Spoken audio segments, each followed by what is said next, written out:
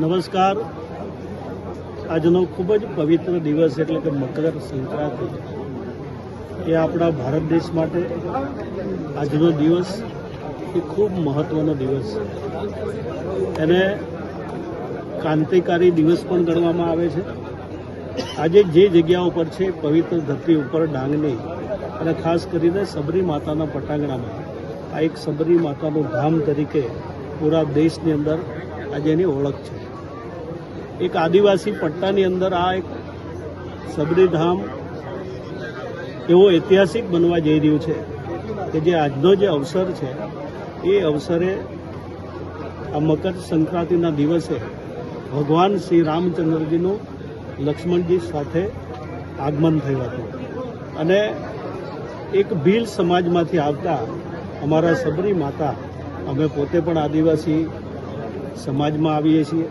જ્યારે અમારા આદિવાસી સમાજનું તો ગૌરવ છે જ, પણ પૂરા ભારત દેશવાસીઓ માટેનું ગૌરવ એવા સબરી માતાજી સાથે એમનું મિલન એ આજનો અવસર ખૂબ મહત્ત્વનો ગણાય છે.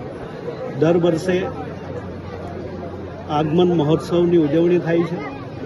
એમાં સરકાર તરફથી પણ સહયોગ મળે છે. અમારા મંત્રીઓ પણ ઉપસ્થિત રહે છે. આજે મને ઉપસ્થિત રહેવાનો અવસર મળ્યો. ગયા વર્ષે કુબેરભાઈ ડિંડોર પોતે મંત્રી હતા અને પોતે પણ ઉપસ્થિત હતા અને આજે પણ ઉપસ્થિત છે.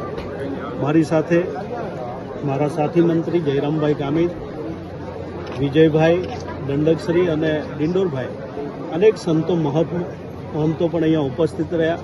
અમારે આજના ખાસ કરીને અધ્યક્ષ અતુલજી, એ તો ખૂબ જ જેમણે આદિવાસી પ્રત્યે જેમનો પ્રેમ છે એવા અતુલજી પણ ઉપસ્થિત હતા. હું ચોક્કસ આપના માધ્યમ દ્વારા ડાંગવાસીઓ અને પૂરા હિન્દુસ્તાનના વાસીઓને અનુરોધ કરું છું કે આજનો પવિત્ર દેશ આ દિવસ આપણે ભૂલવો નહીં જોઈએ. એમાંથી આપણે પ્રેરણા લેવી જોઈએ કે ભગવાન શ્રી રામચંદ્રજીએ એક ભીલ સમાજની એક દીકરી, એક માને મળવાનો જ્યારે એમણે સંકલ્પ કર્યો હતો અને મળીને જ્યારે સમરસતાનો એક ખૂબ મોટો સંદેશો અહીંયા ડાંગની પવિત્ર ધરતી પરથી આખા પૂરા દેશ અને દુનિયાને આપ્યો. ભગવાન રામચંદ્રજી પ્રત્યે મા સબરીનો જે લગાવ હતો એ ચોક્કસ એ ખૂબ લાંબી કહાની છે, પરંતુ એમાંથી આપણે સૌ પ્રેરણા લઈએ કે આવનારી પેઢી પણ એમાંથી પ્રેરણા લે અને જે રીતે હિન્દુસ્તાનનું જતન અને જાળવણી જે કરવાની છે, હિન્દુ ધર્મનું જે રક્ષણ કરવાનું છે, એ ચોક્કસ રીતે આજના અવસર પરથી બધા જ લોકોએ પ્રેરણા લેવી જોઈએ એવી હું અપેક્ષા રાખું છું. ધન્યવાદ.